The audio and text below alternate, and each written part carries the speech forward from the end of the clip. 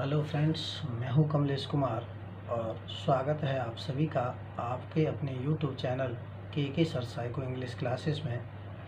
आज के इस वीडियो के माध्यम से फ्रेंड्स मैं आपके लिए लाया हूं वन वर्ड सब्स्टिट्यूशन का ये पार्ट, जिसमें वोकैब को मजबूत करने के लिए यह पार्ट बहुत ज़्यादा इम्पोर्टेंट बन जाता है।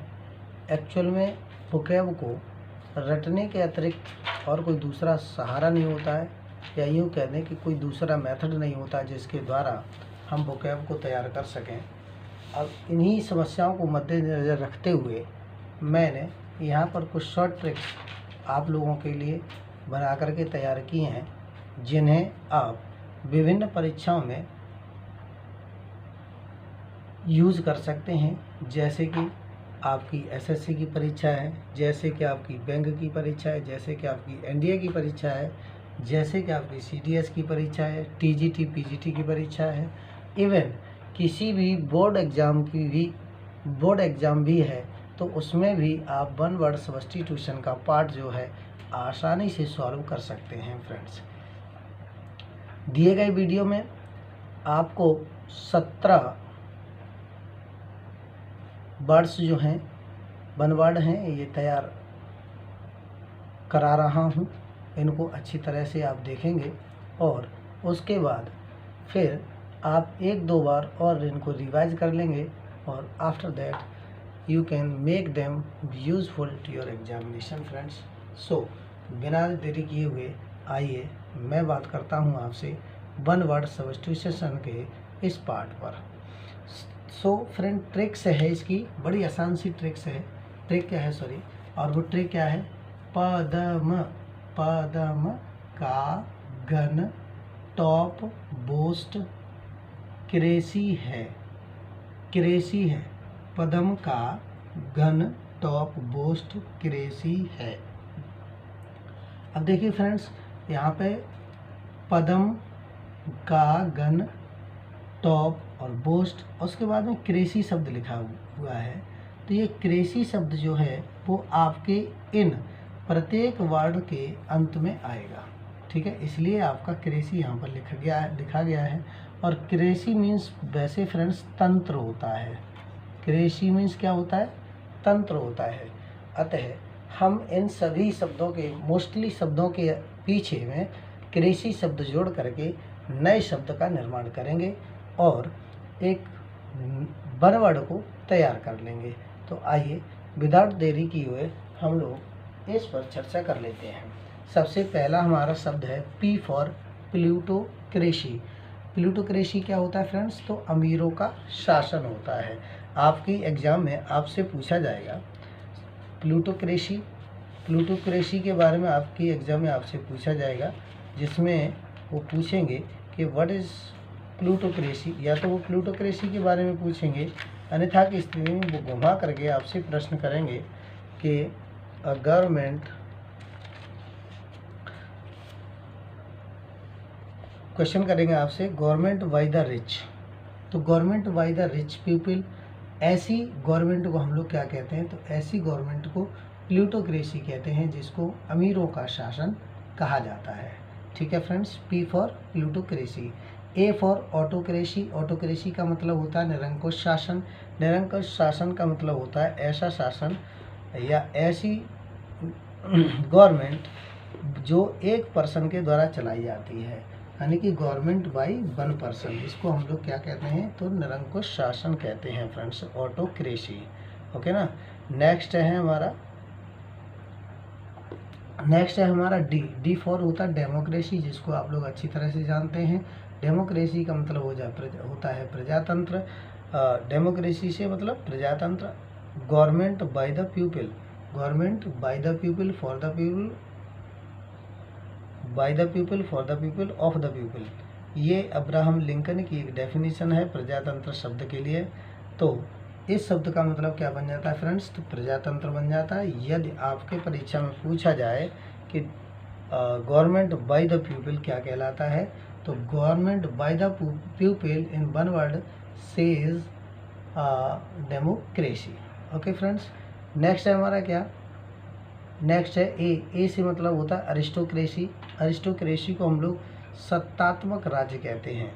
क्या कहते हैं फ्रेंड्स? सत्तात्मक राज्य, अर्थात गवर्नमेंट बाय द नोबेल और लॉर्ड्स, यानी कि नोबेल पर्सन और लॉर्ड्स अर्थात जो श्रेष्ठ लोग होते हैं उनके द्वारा जो शासन किया जाता है उसे हम लोग अरिस्टोक्रेसी बोलते हैं फ्रेंड्स। अगला है हमारा एम से मतलब होता है मोनार्की, मोनार्किकल सिस्टम, जिसको राजतंत्र बोला जाता है फ्रेंड्स। क्या बोला जाता है? राजतंत्र। तो मोनार्की को अगर वन वर्ड में पूछा जाएगा, मतलब लाइन सेंटेंस दिया जाएगा आपको, तो क्या होगा? गवर्नमेंट बाय अ किंग और queen. Government by a king और क्वीन क्या कहलाती है? तो मोनार्किकल सिस्टम कहलाती है। मोनार्किकल तंत्र है, मोनार्की कहलाती है। ठीक है फ्रेंड्स। नेक्स्ट हमारा क्या? के से मतलब है कैकिस्ट्रोक्रेसी। कैकिस्ट्रोक्रेसी क्या होता है फ्रेंड्स? तो अयोग्य तंत्र, अर्थात ऐसा तंत्र जो राजतंत्र के लिए या जो शासन करने के लिए योग्य नहीं होता है, या जिसको कह दें कि अनुभव विहीन होता है, ऐसे लोगों का जो शासन होता है उसको हम लोग अयोग्य तंत्र कहते हैं। क्या कहते हैं फ्रेंड्स? अयोग्य तंत्र या कैकिस्टोक्रेसी कहते हैं। इसका जो सेंटेंस आपकी परीक्षा में पूछा जाएगा, government by the worst citizen. Government by the worst citizen, government by the worst citizen कहलाता है क्या? कैकिस्टोक्रेसी। Okay friends. नेक्स्ट है हमारा क्या? तो नेक्स्ट है हमारा ए, फिर से आ गया। तो ए से मतलब हो गया ऑटोनॉमी। ऑटोनॉमी क्या होता है फ्रेंड्स? तो स्वायत्त शासन होता है। ऑटोनॉमी क्या होता है? स्वायत्त शासन होता है। The right of self government, इसको क्या कहते हैं? The right of self government को कहते हैं हम लोग ऑटोनॉमी। Okay friends. अगला है हमारा क्या? जी फॉर होता है जेरंटोक्रेसी। जेरंटोक्रेसी, जेरंटो शब्द जो है जेरन वर्ड से बना है, जिसका मतलब होता है वृद्ध। क्या मतलब होता है? वृद्ध। अब वृद्ध का मतलब है, तो यहाँ पर जेरंटोक्रेसी लिखा हुआ, तो इसका मतलब क्रेसी मीन्स तंत्र होता है और जेरंटो मीन्स होता है वृद्ध, तो वृद्धों का शासन। ओके ना। तो government by the old people क्या कहलाएगा फ्रेंड्स? तो government by the old people कहलाएगा और जेरंटोक्रेसी। नेक्स्ट अगला आ गया हमारा क्या? ए वंस अगेन आ गया, तो अनार्की होता है। अनार्की का मतलब होता है अराजकता। अनार्की का मतलब क्या होता है? तो अनार्की का मतलब होता है फ्रेंड्स अराजकता, अर्थात एब्सेंस ऑफ गवर्नमेंट। अराजकता मतलब जहाँ पर पूरी तरह से अराजकता फैली हो, ऐसे शासन को हम लोग क्या कहेंगे?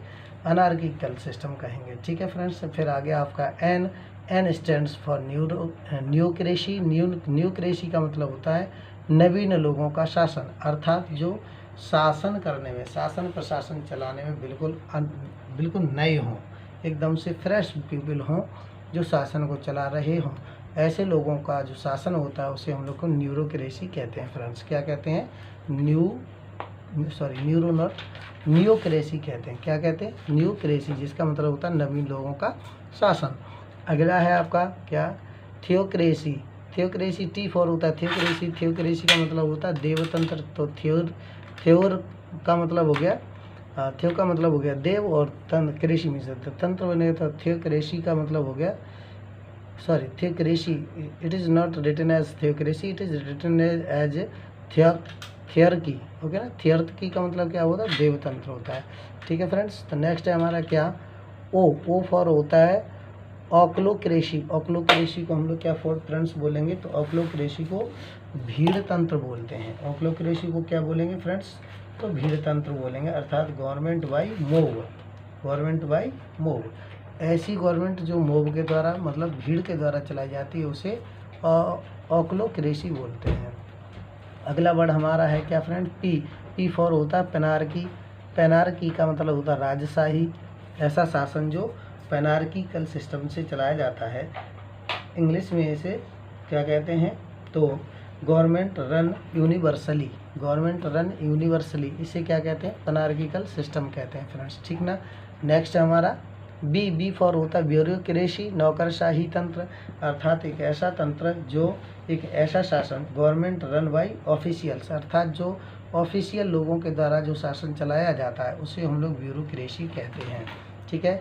फिर वंस अगेन ओ आ गया है। ओ का मतलब होता है ओलिव ओलिगार्ची क्या होता है फ्रेंड्स? तो ओलिगार्ची का मतलब होता है government by a few persons, मतलब कुलीन तंत्र, कुछ लोगों के द्वारा ही जिस शासन को चलाया जाता है उसे हम लोग कुलीन तंत्र कहते हैं फ्रेंड्स। क्या कहते हैं? कुलीन तंत्र। ओके ना। फिर हमारा है अगला एस से मतलब है सेकुलर का मतलब होता है धर्मनिरपेक्ष शासन। और लास्ट में हमारा है थियोक्रेसी का मतलब होता है फ्रेंड्स गवर्नमेंट बाय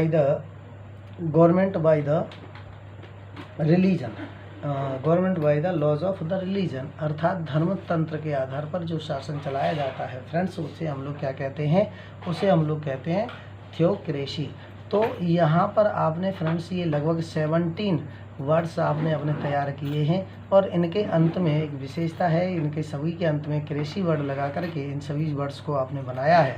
अतः ये ट्रिक आप अच्छी तरह से याद रख पाएंगे। ऐसे ही वीडियो प्राप्त करने के लिए बने रहिए मेरे साथ। जय हिंद, जय भारत।